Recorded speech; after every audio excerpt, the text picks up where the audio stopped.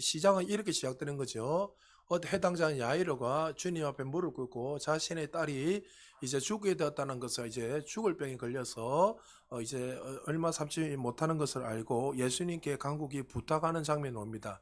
그 장면 속에서 이제 야이로가 예수님을 모시고 집으로 가고 있는 그 장면 속에서 갑자기 뜬금없이 중간에 한 장면이 들어오죠. 오늘 12혈액병 걸린 여인이 들어와서 고침을 받게 되고, 또 그 이야기에서 끝나는 것이 아니라 그걸 하다가 또 넘어가서 또 야이로의 딸이 죽고 또 고침을 받는 그 사건이 나오죠.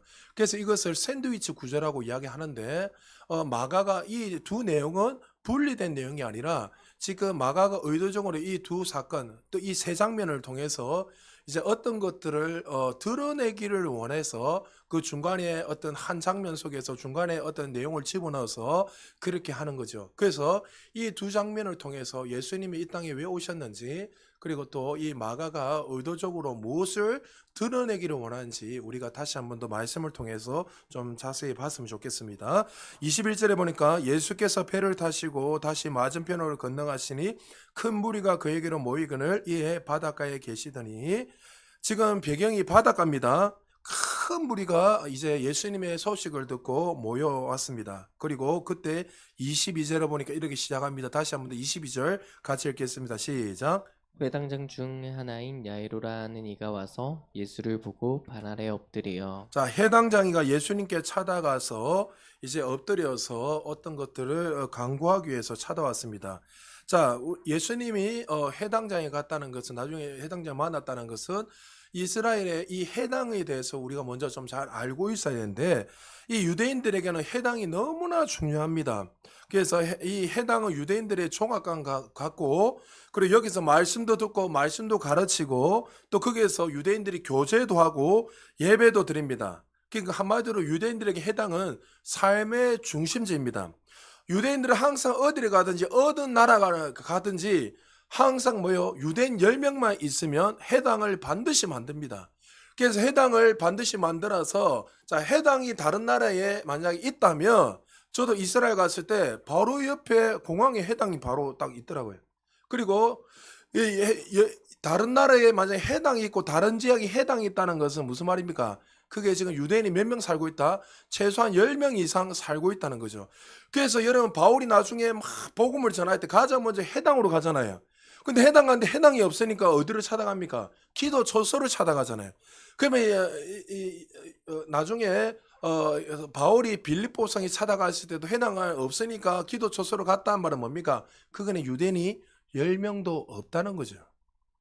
그러니까 여러분, 이 유대인들은 항상 해당 중심에서, 해당에서 그들이 교제를 하고 예배를 드리고 가르침을 받고, 말 그대로 이 삶의 중심지가 바로 해당입니다.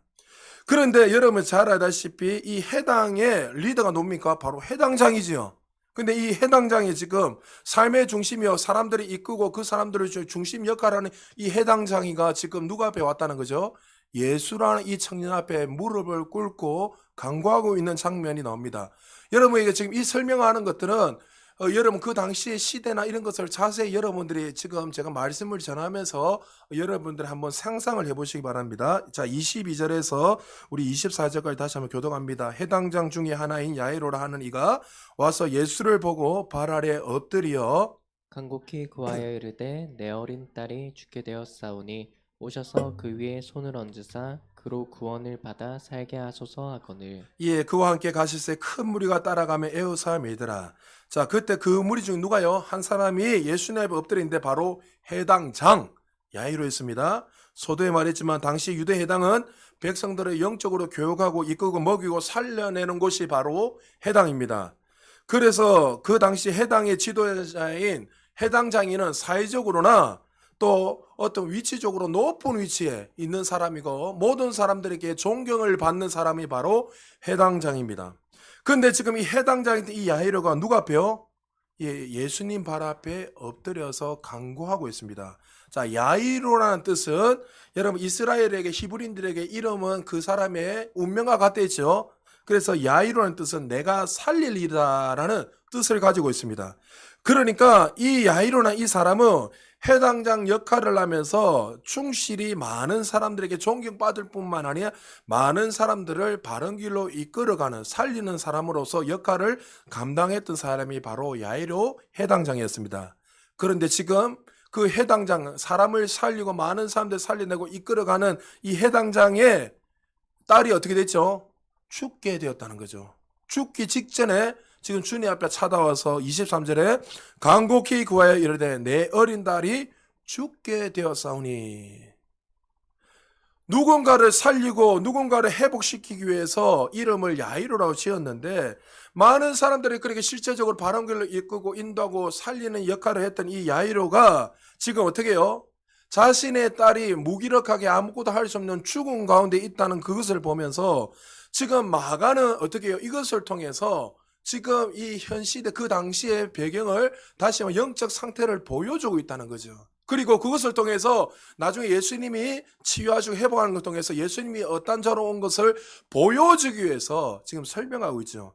자, 사람을 살려내는 해당장 야이로, 이름 자체가 살리기 위해서 이름을 그렇게 적어 해놨는데 많은 사람을 인도하고 율법으로 바른 길을 이끌어갔지만 정작 누구 아이러니하게 자신이 따른 죽음 직전에 있어서 아무것도 할 수 없다는 것들을 지금 어떤 무기력한 그 모습을 보면서 지금 이스라엘 영적 지도자 중에 한 사람인데 이 야이로조차도 어떻게 해요? 율법으로는 어떻게 할 수 없다는 것을 보여주고 무기력하고 영적 상태가 바로 그렇다는 것을 지금 이 야이로의 딸의 사건을 통해서 은유적으로 보여주고 말씀하고 있다는 거죠. 야이로는 상황이 얼마나 급박했는지 많은 무리가 보는 앞에서 검증되지 않는 이 나사로라는 이 나사로에서 태어난 이 한 청년 앞에 예수라는 청년 앞에 무릎을 꿇고 살려달라고 애원하고 있죠. 얼마나 절망하고 절망스럽고 절박했는지 그 청년 앞에서 지금 무릎 꿇어서 자신의 딸을 살려달라고 하는 거예요. 그러니까 율법으로는 그 당시에 얼마나 많은 사람들이 율법에 묶여 있었습니까? 그러나 정작 어떻게 자신의 문제는 자유케 할 수 없고 회복할 수 없는 것들이 이 율법의 아이러니한 것이죠. 그런데 많은 사람들이 여전히 그 율법을 지키고 있었고 오히려 그 율법이 자신들을 억압시키고 눌리고 죽이고 멸망의 길로 이끌어가고 있는 것이 바로 그 당시의 이스라엘의 영적 상태였습니다. 24절에 예수님이 이렇게 말합니다. 이에 그와 함께 가실새 큰 무리가 따라가매 에워사 밀더라. 예수님이 야이로와 큰 무리와 함께 이제 그 길로 걸어갑니다. 그런데 그 길을 걸어가다가 아까 샌드위치 구조로 누가 등장하게 되죠? 12혈혈병 걸렸던 한 여인이 등장하게 됩니다. 자, 야이로의 딸도 여러분 참고로 나오는 중에 찾아보십시오. 누가복음 8장 42절에 보면 야이로의 딸의 나이가 12살이었습니다. 그리고 여기에서 또 여인이 12혈혈병 걸린 여인도 몇 년 동안 고통을 받았습니까?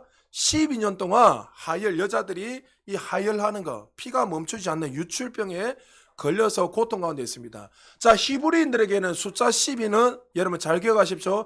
12제자가 말하는 거죠. 숫자 12는 완전수입니다.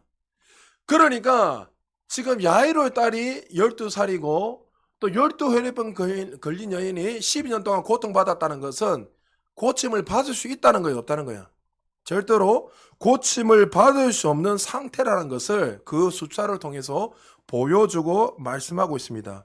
더 이상 회복할 수 없는 완전한 절망의 상태로 상징적으로 표현하고 있습니다. 혈루증 여인에 대해서 성경은 이렇게 말하고 있습니다. 25절, 26절 우리 같이 읽습니다. 시작. 12해를 혈루증으로 알아온 한 여자가 있어 많은 의사에게 많은 괴로움을 받았고 가진 것도 다 허비하였을 때 아무 효험이 없고 도리어 더 중화해졌던 차에. 자, 12혈혈병 걸린 여인이 이제 여자들이 하혈을 하는 병이죠. 하혈이 멈추지 않고. 그러니까 이게 의학적으로 보면 여자가 하혈을 계속하게 되면 악성 빈혈에 걸리게 되고 그리고 하혈을 계속하면 얼굴에 노화 현상이 생기게 됩니다.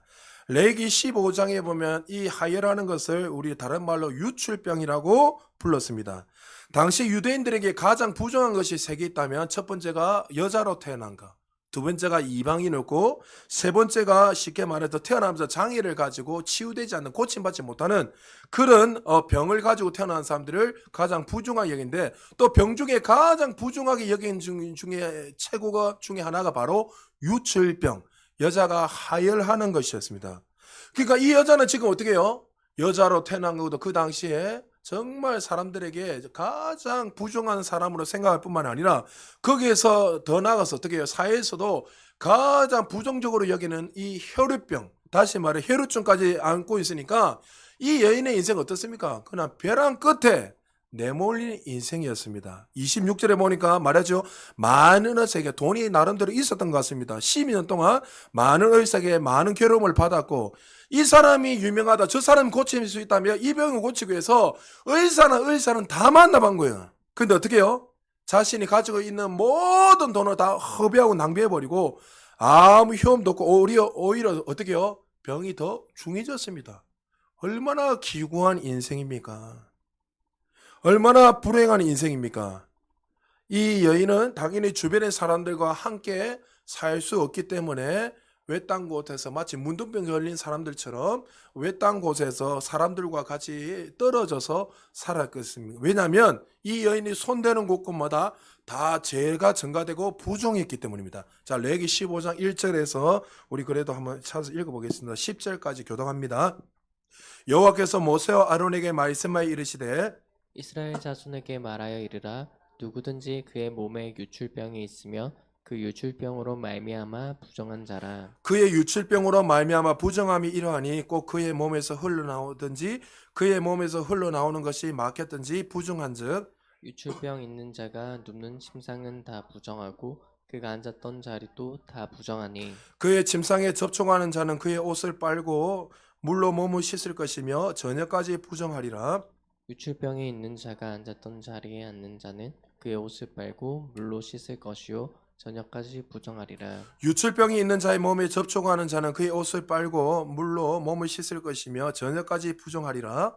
유출병이 있는 자가 정한 자에게 침을 뱉으며 정한 자는 그의 옷을 빨고 물로 몸을 씻을 것이며 저녁까지 부정하리라.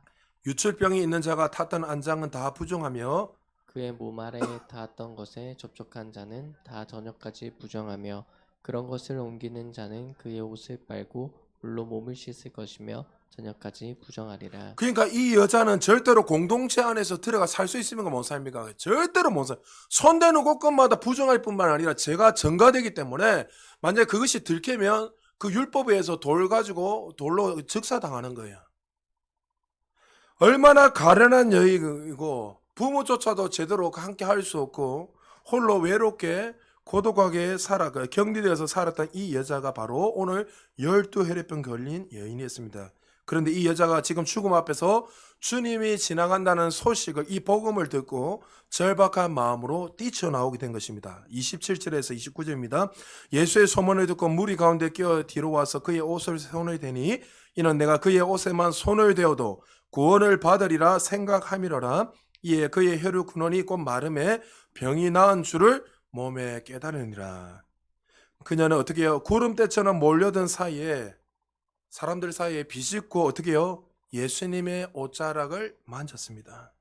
그때 놀라운 일이 일어났습니다.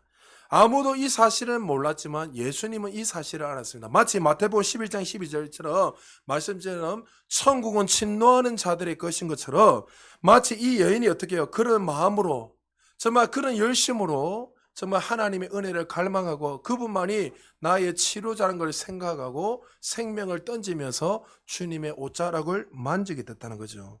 아까 서두에 말했지만 만약에 이 사실을 발각되는 그 순간에 무리들에게 돌을 맞아 그 즉시 죽었어요. 왜요? 여러분 지금 큰 무리가 예수님 주변에 둘러싸 있다는 것은 여자들이 그 당시에 무리에 낄 수도 없지만 그 무리들을 더 이 여자는 부정한 여인인데 불구하고 수많은 사람들이 헤쳐나가지고 예수님의 옷자락을 만졌으니 만약에 들켰다면 그 사람은 바로 율법에 의해서 죽었을 것입니다. 그러나 그는 어떻게 해요? 그 예수님이 지나간다는 그 소식을 듣고 염치에 불구하고 목숨을 걸고 주님 앞에 나아갔던 가련한 여인이었습니다. 자, 우리 30절 우리 같이 한번 읽어보겠습니다. 시작. 예수께서 그 능력이 자기에게서 나간 줄을 곧 스스로 아시고 무리 가운데서 돌이켜 말씀하시되 누가 내 옷에 손을 대었느냐 하시니. 자, 주님께서 뭐라고 말씀하시죠? 누가 내 옷에 손을 대었느냐. 제자들은 이 예수님의 말에 너무나 기가 차지 않았겠습니까? 그 지금 큰 무리들이 애워싸고 있으니까 당연히 어떻게 해요? 수많은 사람들이 주님의 옷을 만지고 주님 피부를 만지고 하여튼 접촉하면 했을 것인데 불구하고 어떻게 예수님이 이렇게 말씀하시는가? 사실 예수님이 이렇게 말한 것은 그 의도가 아니었죠. 어떤 한 사람이 의도적으로 믿음을 가지고 만졌다는 것을 설명하기를 원했지만 이 제자들은 예수님의 의도를 전혀 몰랐습니다. 여러분, 지금 수많은 사람들이 예수님 주변에 있지만은 어떤 한 부류의 사람들은 마치 무리와 같이 그냥 단순히 예수님을 따라다니면 그냥 뭔가를 하나 얻을 수 있다고 생각하고 따라가는 무리도 있을 것이고, 아니면 이 여인과 같이, 이 가련한 이 여인같이 예수님을 만나기만 하면 나의 삶의 모든 문제가 해결된다는 그 믿음을 가지고 나오는 분들이 있다는 거죠. 오늘날 교회 수많은 성도도 마찬가지입니다. 교회 와서 몸만 왔다 갔다 하는 사람들이 있고, 그냥 또 다른 한 부류의 사람들은 정말 주님을 간절한 마음으로 그 구원자 그 예수 그리스도를 인격적으로 만나고 그분을 찬양하고 예배하기 위해서, 경배하기 위해서 나오는 무리가 있다는 거죠.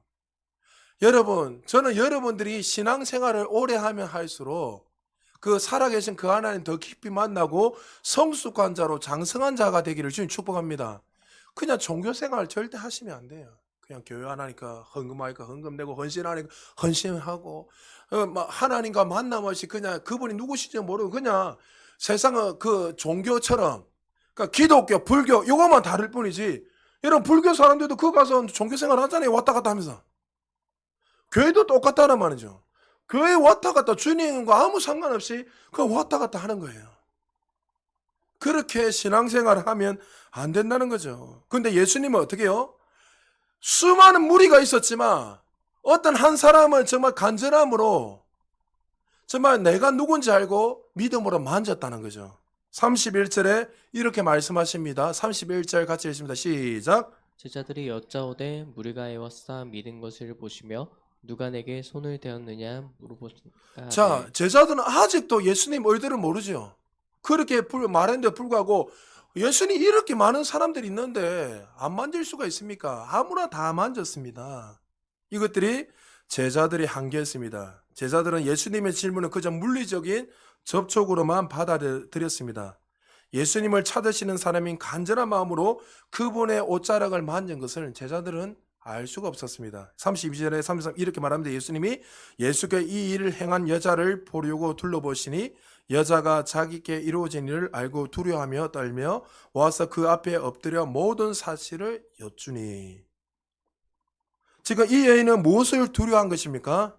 마치 사도 바울 신라가 감옥에서 예배 드릴 때에 그 옥문이 열렸을 때 그 간수들이 두렵고 떨림으로 나아갔던 것처럼 마치 이 여인도 그렇게 나아갈 것입니다. 이 두렵고 떨림은 무서운 것이 아니라 쉽게 말해서 하나님 앞에 경외하는 마음으로, 저분이 내가 경배할 뿐입니다 라는 그 경외감으로 이 여자가 지금 경건한 떨림으로 주님 앞에 엎드렸다는 거죠. 34절 예수님이 그 믿음으로 손을 얹어 만졌던 이 여자를 향해 이렇게 선언하십니다. 예수께서 이르시되 따라 내 믿음이 너를 구원하였으니 평안히 가라. 내 병에서 놓여 건강할지어다. 할렐루야. 수많은 사람들이 따라다녔지만 12제자도 아니고 오직 이 믿음의 한 여인만이 구원을 받는 놀라운 역사가 일어났습니다. 레기 15장 1절에서 8절에 아까서도 읽었지만 유대인들은 유출병에 걸린 자를 부정하게 여기는 이유가 뭐냐면 그들과 접촉하면 죄가 전가된다고 생각했습니다. 그렇기 때문에 죄가 옮겨진다고 생각하기 때문에 어느 누구도 이 유출병에 걸린 여자들을 격려시키고 함께 할 수 없단 말이죠. 근데 이 여인의 행동을 통해서 우리가 무엇을 알 수 있습니까? 이 여인은 단순히 예수님을 치유하시는 하나님으로만 인식한 것이 아닌 거예요. 무엇으로 인식하고 나온 거예요? 단순히 기적을 일으키는, 병을 치유하시는 어떤 한 청년을 본 것이 아니라 제가 전가된다는 말, 이것을 여러분 알겠지만 뭐요?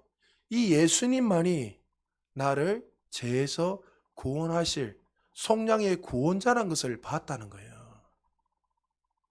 그래서 지금 마가가 이 두 사건을 같이 샌드위치 구절을 넣으면서 예수님이 이 땅에 무엇으로 오셨는지 보여주기 위해서 계속 설명하는 거죠. 여러분 단순히 치유에만 집중하시면 안 되는 거예요. 강해 설교가 왜 좋냐면 이 강해를 통해서 예수님이 어떤 스토리를 우리가 더 자세히 알 수 있기 때문에 단순히 우리는 잠깐만 이 여인의 믿음 때문에 고침을 받고 다 좋습니다 여러분. 당연히 믿음 구원을 받고 하는 거기 때문에. 그러나 여기에서 정말 진짜 중요한 포인트는 이 여인의 믿음을 통해서 구원받는 것이 아니라 이 믿음이 무엇인가, 이 여인이 무엇을 보고 믿었는가. 12제자조차도 3년 6개월 동안 예수님을 쫓아다녔지만 예수님을 구원자로 믿지 않았습니다. 나중에 그들이 깨달았지. 근데 이 여인은 어떻게 해요? 이 예수님만이 지금 모든 이스라엘 히브리인들이 그를 뭐예요? 저는 죄인입니다. 이 여자는 유처병 걸려서 너는 저주받은 인생이다. 니를 만나는 사람마다 다 죄가 전가된다. 그래서 우리 만날 수 없다. 이 문제는 해결할 수 없는데 그 나사렛 예수라는 이 청년을 통해서 뭘 깨달은 거예요? 이분만이 나의 모든 죄를 전가시킬 수 있고 이 모든 죄를 용서함 받을 수 있는 유일하신 메시아라는 것을 알고 잡은 거란 거예요. 할렐루야. 여러분 이런 믿음이 우리에게 있기를 주님 축복합니다. 그냥 교회를 다니면서 들락날락 이게 아니라 우리 안에 그 은혜를 누리고 우리의 삶 속에서 정말 이 여인과 같이 사실 우리가 이런 존재였잖아요. 우리는 구원받을 수 없는 존재였고 정말 부정한 사람 중에 최고의 부정한 자가 저와 여러분 아닙니까? 그런데 예수 그리스도가 부정했던 저와 여러분들의 죄를 용서해 주심으로 말미암아 우리를 사망의 법에서 생명의 법으로 옮기게 됐다는 거죠. 이 가련한 이 여인은 고단한 인생과 병든 몸을 예수님께 전가시킨 것입니다. 다시 말해서 당신이 나의 죄를 가져갈 수 있습니다. 당신만이 나의 질병을 고칠 수 있습니다. 하는 마음으로 옷자락에 손을 댄 거죠. 그러니까 이 여인은 예수님을 구속의 주로 구원자로 보고 만졌다는 거죠. 그런데 지금 이 일이 언제 벌어진 것입니까?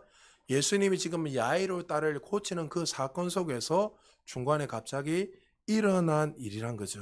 여러분 한번 생각해 보십시오.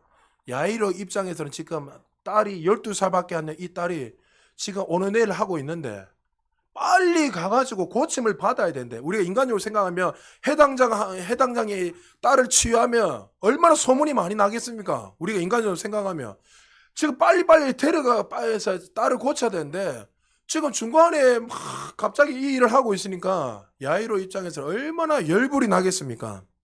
그런데 이런 사건 가운데 갑자기 한 종이 달려와서 소식을 전합니다. 뭐요? 딸이 죽었다는 거죠.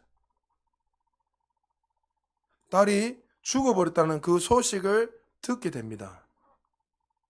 그리고 나중에 여러분 잘 알다시피 제가 밑에서 쫙 설명하겠지만 나중에 고침을 받게 되죠. 자, 먼저 결론을 내고 내가 마지막 이 중간에 야이로에 대해서 설명하겠습니다.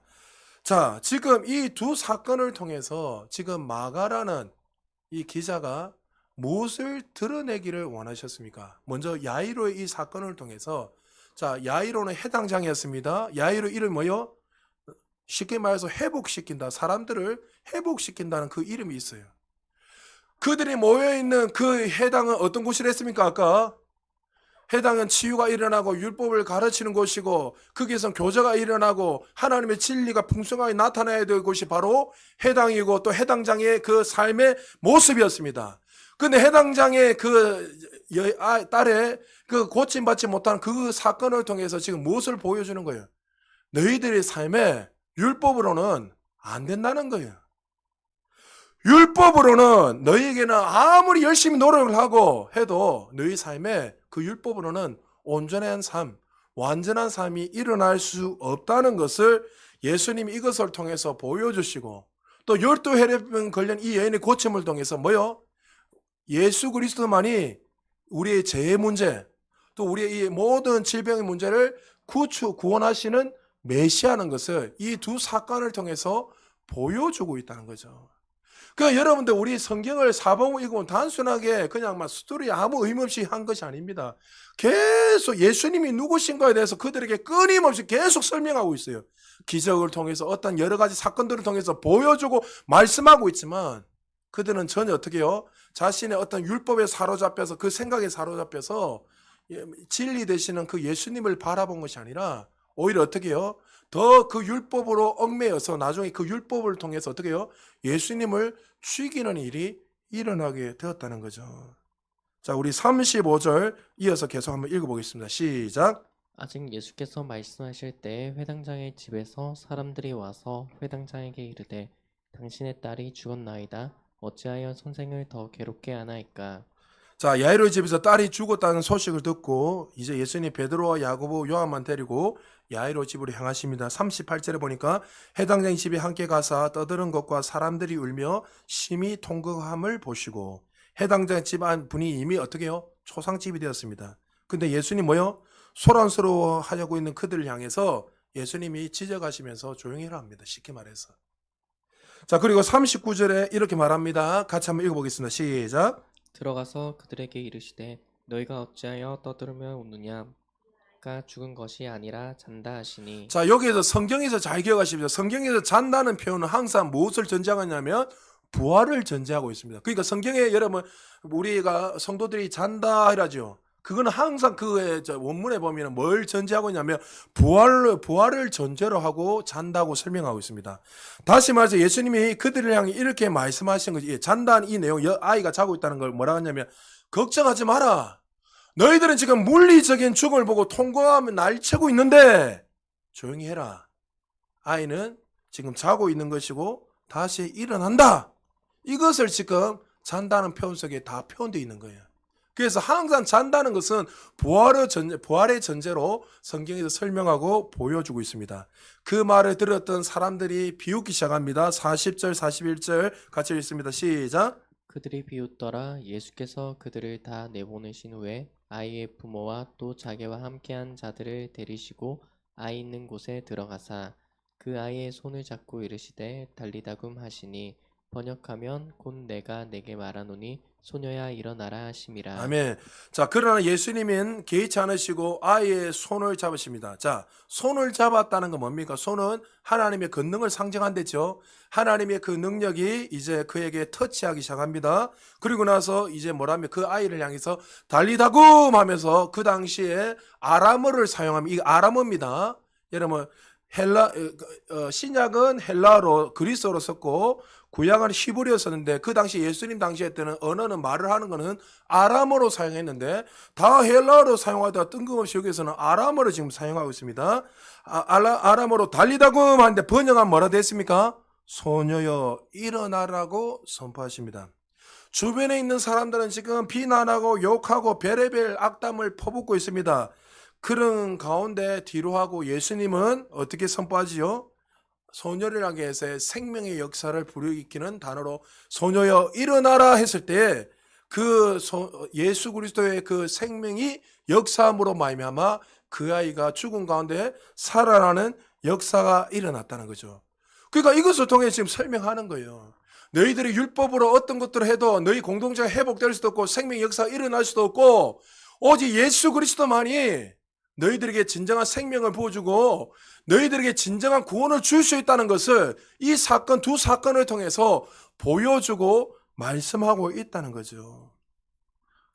그러니까 이 야이로 해당장 야이로는 자칭 율법을 많이 알고 거기에서 율법을 가르치고 많은 사람들에게 해당장으로서 존경을 받고 사랑을 받고 있지만은 오히려 그 율법이 그들에게 기쁨을 주고 자유를 준 것이 아니라 오히려 율법을 지키면 지킬수록 고통당하고 그들이 억압되고 눌려 있는 거예요. 그래서 예수님이 그들을 보시면서 수고하고 무거운 짐지라 다 내게로 내가 너희를 쉬게 하려 이 말은 뭐예요? 우리가 지금 뭐예요? 그게 성경에 뭐에 그 고통 가운데 있다는 거예요. 율법을 인하여서 눌림 받고 있는 그들을 향해서 내가 너희를 자유하기 위해서 왔다고 말씀하는 거예요. 그래서 이 사건을 통해서 진정한 생명을 주시고 구원을 주시는 분은 오직 예수 그리스도밖에 없다는 것을 우리에게 보여주고 말씀하고 있습니다. 이런 말씀 마무리합니다.